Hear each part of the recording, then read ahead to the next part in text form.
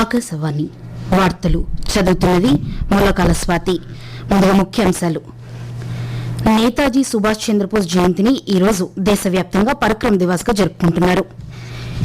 ఈ ఏడాది 76వ గణతంత్ర దినోత్సవ కవాతు స్వర్ణిం భారత్ విరాసిత్ ఔర్ వికాస్ అనే ఇతివృత్తంతో జరగనుంది. మహారాష్టలో జల్గావ్ జిల్లాలో నిన్న సాయంత్రం పుష్పక్ ఎక్స్ప్రెస్ ప్రయాణికులను కర్ణాటక ఎక్స్ప్రెస్ రైలు ఢీకొట్టిన ఘటనలో 12 మంది మరణించారు. వీరిలో 3 మహిళలు, 10 ఏళ్ల చిన్నారి ఉన్నారు. క్రికెట్లో 5 మ్యాచ్ల టీ20 సిరీస్లో భాగంగా నిన్న రాత్రి కోల్కతాలోని ఈడెన్ గార్డెన్స్ లో జరిగిన తొలి టీ20 మ్యాచ్లో భారత్ 7 వికెట్ల తేడాతో ఇంగ్లాండ్ను ఓడించింది. ఇక వార్తల వివరంగా. నేతాజీ సుభాష్ చంద్రబోస్ 128వ జయంతిని పురస్కరించుకుని ఈరోజు మన దేశం పరాక్రమ్ దివస్ ని జరుపుకుంటుంది. ఈ వేడుకలో భాగంగా నేతాజీ జన్మస్థలమైన ఒడిశాలోని కటక్లో సాంస్కృతిక మంత్రిత్వ శాఖ 3 రోజుల కార్యక్రమాన్ని నిర్వహించనుంది. ఈ కార్యక్రమాన్ని ఒడిశా ముఖ్యమంత్రి మోహన్ కుమార్ చరణ్ మాజీ ప్రారంభిస్తారు. ఈ సందర్భంగా నేతాజీకి అంకితమిస్తూ సంగ్రహాలయంగా మార్చిన ఆయన ఇంటి వద్ద పలువురు ప్రముఖులు నివాళులర్పించి జాతీయ జెండాను ఎగరవేస్తారు. అనంతరం ప్రధానమంత్రి వీడియో సందేశంతో బారాబతి కోటలో పరాక్రమ్ దివస్ వేడుక ప్రారంభమవుతుంది. ఈ వేడుకలో నేతాజీ జీవితంపై రూపొందించిన పుస్తకంతో పాటు ఆయన జీవితంలోని అరుదైన ఛాయాచిత్రాలు, లేఖలు, పత్రాలను ప్రదర్శిస్తారు. ఈ సందర్భంగా ఓ శిల్పకళ వర్క్షాప్ను, చిత్రకళా పోటీని ఏర్పాటు చేశారు. ఈ కార్యక్రమంలో ఒడిశా గొప్ప సాంస్కృతిక సంప్రదాయాలు, నేతాజీ జీవితాన్ని ప్రదర్శించే పలు సాంస్కృతిక కార్యక్రమాలను కూడా నిర్వహిస్తారు. నేతాజీ జీవితంపై పలు చిత్రాలను కూడా ప్రదర్శిస్తారు. ఈ ఏడాది 76వ గణతంత్ర దినోత్సవ కవాతుకు వివిధ రాష్ట్రాలు, కేంద్రపాలిత ప్రాంతాలు, కేంద్ర మంత్రిత్వ శాఖల నుండి 26 శకటాలు దేశ వైవిధ్యతను, సాంస్కృతిక సమ్మిళిత తత్వాన్ని ప్రదర్శించేందుకు సిద్దంగా ఉన్నాయి. స్వర్ణిం భారత్ విరాసిత్ ఔర్ వికాస్ అనే ఇతివృత్తంతో ఈ వేడుకలు జరగనున్నాయి. 10 మంత్రిత్వ శాఖలు, విభాగాలతో సహా 16 రాష్ట్రాలు, కేంద్రపాలిత ప్రాంతాలు ప్రత్యేక ఇతివృత్తంతో పరేడ్లో పాల్గొంటాయి. భారతీయ వైవిధ్య సంపదను ఈ పరేడ్లో శటకాల రూపంలో ప్రదర్శిస్తారు. సక్షిత్ ఔర్ సురక్షిత్ భారత్ అనే ఇతివృత్తంతో ఈ ఏడాది గణతంత్ర దినోత్సవ వేడుకల పరేడ్లో త్రివిధ దళాలు ప్రదర్శించబోయే విన్యాసాలు ప్రత్యేక ఆకర్షణగా నిలవనుంది. రక్షణ సిబ్బంది ఎయిర్ కమాండోర్ మనీష్ సబార్వాల్ ఆకాశవాణితో మాట్లాడుతూ జాతీయ భద్రతా నిర్వహణలో త్రివిధ దళాల మధ్య ఉన్న సంయుక్త సహకారాన్ని ఈ శకటాలు ప్రదర్శిస్తాయని తెలిపారు. ఇదిలా ఉండగా భారత వాతావరణ శాఖ ఐఎండీ తొలిసారి గణతంత్ర దినోత్సవ వేడుకల్లో పాల్గొననుంది. భూశాస్త్ర మంత్రిత్వ శాఖ కార్యదర్శి డాక్టర్ ఎం రవిచంద్రన్ ఆకాశవాణితో మాట్లాడుతూ గత 150 ఏళ్ల ఐఎండీ గొప్ప చరిత్రను, వారసత్వ సంపద ప్రజలకు ప్రదర్శించేందుకు ఇది గర్వించదగ్గ క్షణమని అన్నారు. కాగా విరాసత్ బి వికాస్ బి అనే ప్రధానమంత్రి నినాదానికి స్ఫూర్తిగా సాంస్కృతిక మంత్రిత్వ శాఖ భారతీయ సాంస్కృతిక వైవిధ్యాన్ని, సృజనాత్మకతను ఈ కవాతులో ప్రదర్శించనుంది.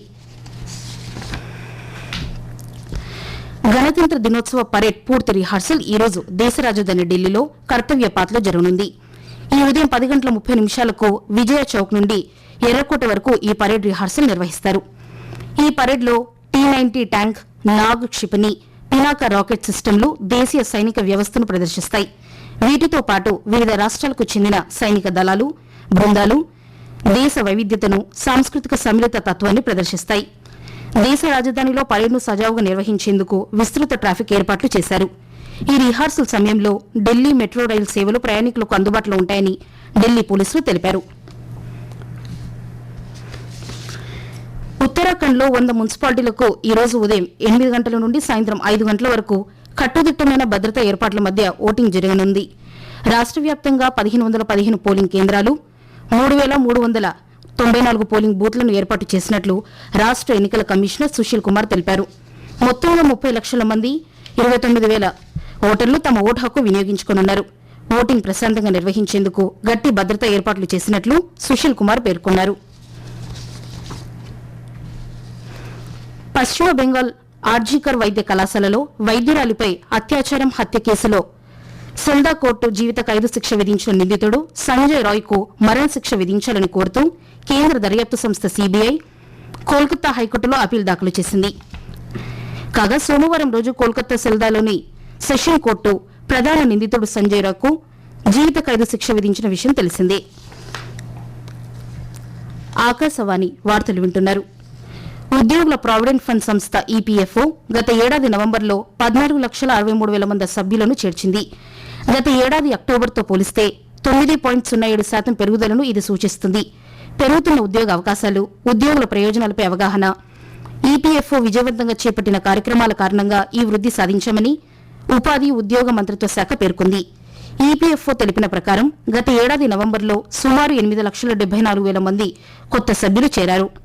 గత ఏడాది నవంబర్లో దాదాపు 2,40,000 మంది కొత్త మహిళా సభ్యులు ఈపీఎఫ్లో చేరారని మంత్రిత్వ శాఖ వెల్లడించింది. మహారాష్టలోని జల్గావ్ జిల్లాలో పచోరా తాలూకా వద్ద నిన్న సాయంత్రం పుష్పక్ ఎక్స్ప్రెస్ ప్రయాణికులను కర్ణాటక ఎక్స్ప్రెస్ రైలు ఢీకొట్టిన ఘటనలో 3 మహిళలు, 10 ఏళ్ల చిన్నారితో సహా 12 మంది మరణించారు. జల్గావ్ ఎస్పీ డాక్టర్ మహేశ్వరరెడ్డి తెలిపిన ప్రకారం క్షతగాత్రుల పరిస్థితి ప్రస్తుతం నిలకడగా ఉంది. ఈ ఘటనలో మరణించిన మృతుల కుటుంబాలకు మహారాష్ట ముఖ్యమంత్రి దేవేంద్ర ఫడ్నవీస్ సంతాపం వ్యక్తం చేశారు. బాధితుల కుటుంబాలకు 5 లక్షల రూపాయల ఆర్థిక సహాయాన్ని ప్రకటిస్తున్నట్లు సామాజిక మాధ్యమం ఎక్స్ వేదికలో పేర్కొన్నారు. క్షతగాత్రుల చికిత్స ఖర్చులను కూడా రాష్ట ప్రభుత్వమే భరిస్తుందని ఆయన తెలిపారు. కాగా కేంద్ర రైల్వే ప్రధాన పీఆర్ఓ స్వప్నిల్ నీలా తెలిపిన ప్రకారం పుష్పక్ ఎక్స్ప్రెస్ లో భోగిలో మంటలు చెలరేగాయన్న వదంతుల నేపథ్యంలో భయంతో కొంతమంది ప్రయాణికులు చైన్ లాగి రైలు దిగి పట్టాలు దాటుతుండగా కర్ణాటక ఎక్స్ప్రెస్ రైలు ఢీకొట్టింది. ఈ ఘటనలో మరణించిన ప్రయాణికులకు రాష్టపతి ద్రౌపది ముర్ము, కేంద్ర హోంమంత్రి అమిత్ షా సంతాపం వ్యక్తం చేశారు. క్షతగాత్రులు త్వరగా కోలుకోవాలని ఆకాంక్షిస్తున్నట్లు రాష్టపతి సామాజిక మాధ్యమ పోస్టులో పేర్కొన్నారు. కాగా ఈ ఘటనపై కేంద్ర హోంమంత్రి అమిత్ షా ఆ రాష్ట ముఖ్యమంత్రి దేవేంద్ర ఫడ్నవీస్ తో మాట్లాడారు. స్థానిక యంత్రాంగం అన్ని విధాలుగా సహాయ సహకారాలు అందిస్తుందని హామీ ఇచ్చారు. ప్రధానమంత్రి నరేంద్ర మోదీ జల్గావ్లో జరిగిన ఘోర రైలు ప్రమాద ఘటనపై విచారం వ్యక్తం చేశారు. మృతుల కుటుంబాలకు ప్రధానమంత్రి సంతాపం వ్యక్తం చేశారు. క్షతగాత్రులు త్వరగా కోలుకోవాలని ఆకాంక్షిస్తున్నట్లు పేర్కొన్నారు. భారత్లో 2030 నాటికి 10,000 భౌగోళిక గుర్తింపు జీఐ ట్యాగ్లు సాధించాలన్న లక్ష్యాన్ని కేంద్ర వాణిజ్య పరిశ్రమల శాఖ మంత్రి పీయూష్ గోయల్ నిర్దేశించారు. న్యూఢిల్లీలో జీఐ సమాగంను ఉద్దేశించి గోయల్ మాట్లాడుతూ ప్రభుత్వ ప్రణాళికతో ఈ లక్ష్యం సాధించగలుగుతామని, ఇందుకు ఓ కమిటీని కూడా ప్రభుత్వం ఏర్పాటు చేయనుందని తెలిపారు. ఇప్పటి వరకు జీఐ ట్యాగ్ల విభాగం మొత్తం 605 జీఐ ట్యాగ్లను జారీ చేసిందని పేర్కొన్నారు. ప్రధానమంత్రి నరేంద్ర మోదీ నాయకత్వంలో మేధోపరమైన ఆస్తి వ్యవస్థను మరింత మెరుగుపరిచేందుకు తమ ప్రభుత్వం కృషి చేస్తుందని మంత్రి తెలిపారు. క్రికెట్లో 5 మ్యాచ్ల టీ20 సిరీస్లో భాగంగా నిన్న రాత్రి కోల్కతాలోని ఈడెన్ గార్డెన్స్ లో జరిగిన తొలి మ్యాచ్లో భారత్ 7 వికెట్ల తేడాతో ఇంగ్లాండ్ను ఓడించింది. మొదట బ్యాటింగ్ చేసిన ఇంగ్లాండ్ 132 పరుగులకు ఆలౌట్ అయింది. ఇంగ్లాండ్ జట్టులో కెప్టెన్ జాస్ బట్లర్ 44 బంతుల్లో 68 పరుగులు చేసి టాప్ స్కోరర్గా నిలిచారు. భారత్ తరఫున వరుణ్ చక్రవర్తి 3 వికెట్లు తీయగా అర్షదీప్ సింగ్, హార్దిక్ పాండ్యా, అక్షర్ పటేల్ చెరో 2 వికెట్లు తీశారు. కాగా 133 పరుగుల లక్ష్యంతో బరిలోకి దిగిన భారత్ 12.5 ఓవర్లలోనే లక్ష్యాన్ని ఛేదించింది.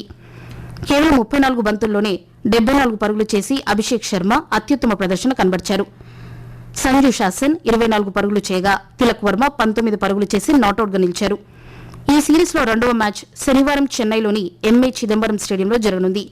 5 మ్యాచ్ల సిరీస్లో ప్రస్తుతం భారత్ 1-0తో ఆధిక్యంలో ఉంది. ఇండోనేషియా మాస్టర్స్ సూపర్ 500 బ్యాడ్మింటన్ టోర్నమెంట్లో పురుషుల సింగిల్స్ లో రెండవ రౌండ్లో భారత షట్లర్ లక్ష్య సేన్ జపాన్కు చెందిన కెంటా నిషిమోటోతో తలపడతారు. కాగా నిన్న వరుస సెట్లలో జపాన్కు చెందిన తక్కుమా ఒబయేషిని లక్ష్య సేన్ ఓడించారు. మహిళల సింగిల్స్ లో భారత షట్లర్ పీవీ సింధు వియట్నాంకు చెందిన టీఎల్ న్యూగెన్తో జరిగిన ప్రారంభ మ్యాచ్లో ఓడిపోయారు. ఆకాశవాణి వార్తలు ముగించే ముందు విశేషాలు మరొకసారి.